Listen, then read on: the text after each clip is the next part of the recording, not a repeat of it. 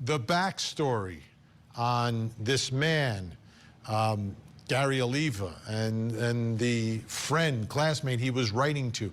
What's the story behind the letter, behind this confession?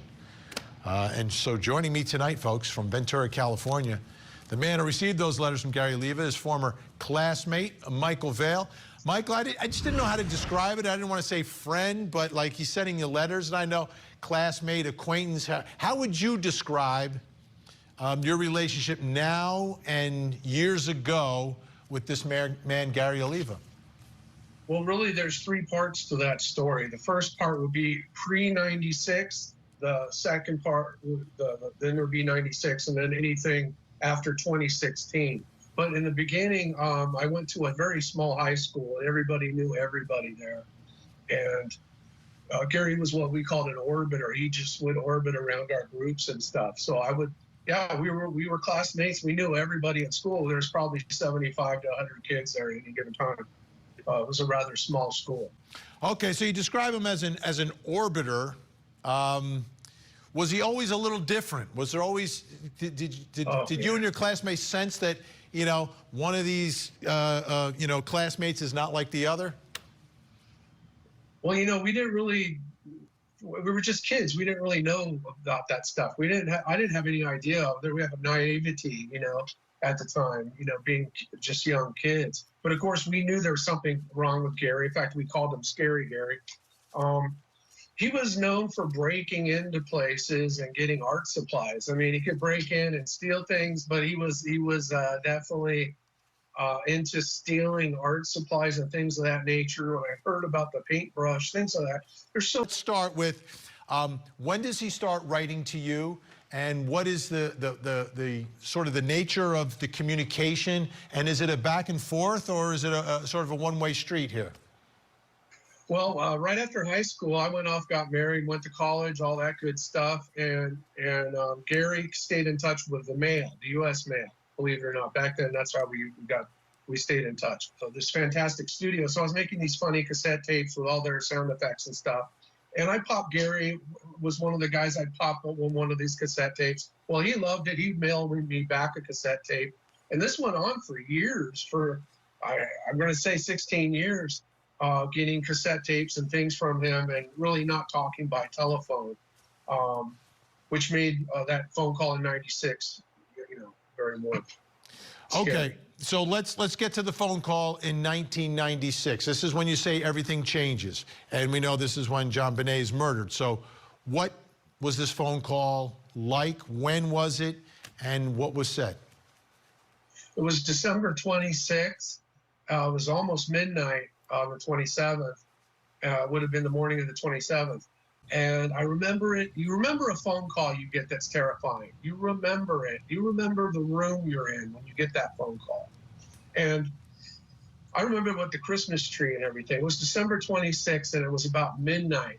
And I get that phone call, and it's Gary's voice, and he's like, oh, I just heard, oh, little girl, oh. Like, it was the most terrifying. I'm getting goosebumps just now telling you guys this because it was terrifying. And I immediately jumped into protective mode. Oh, where are you? What's your address? What's your phone number?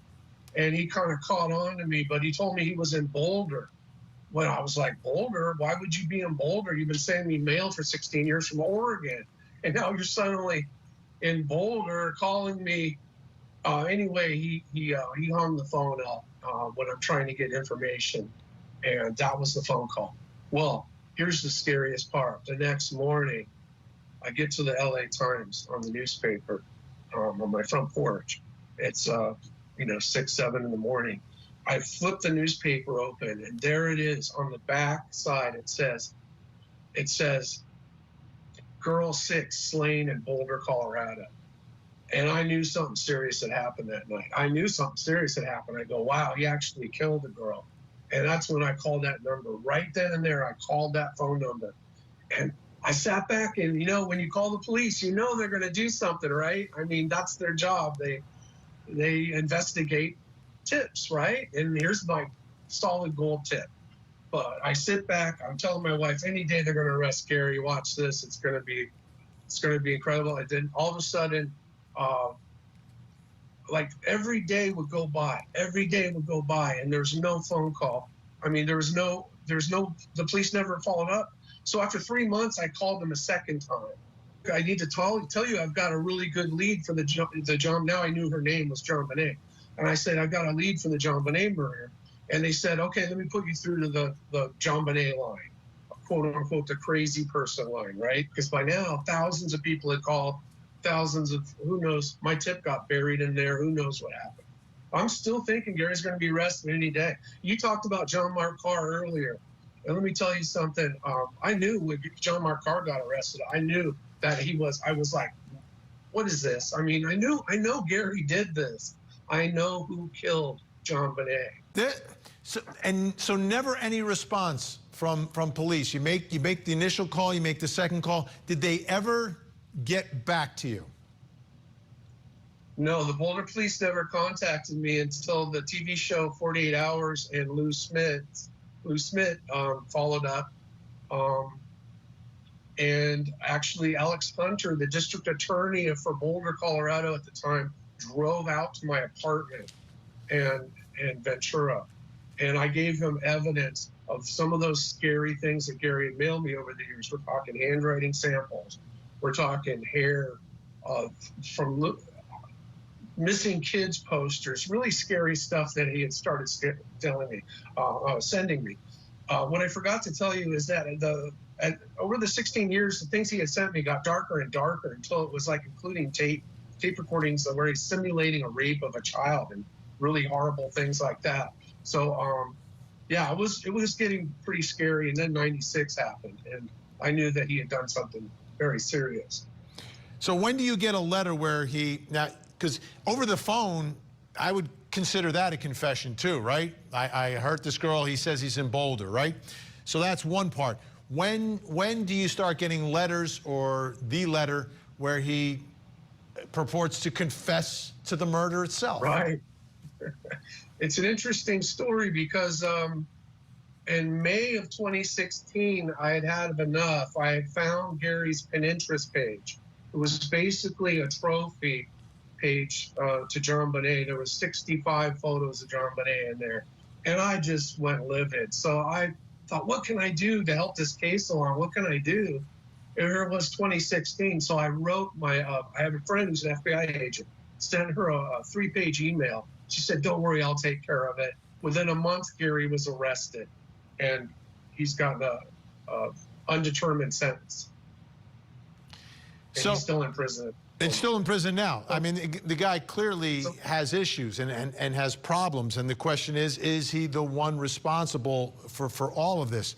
So you get the letter from him. What do you do with the letters once he starts confessing to you through these letters? No, the way that happened is that within a month he was arrested, and I was like, oh, wow. It was like a backpack full of rocks. It was like relief. I finally was free from worrying about Gary Lewis in society.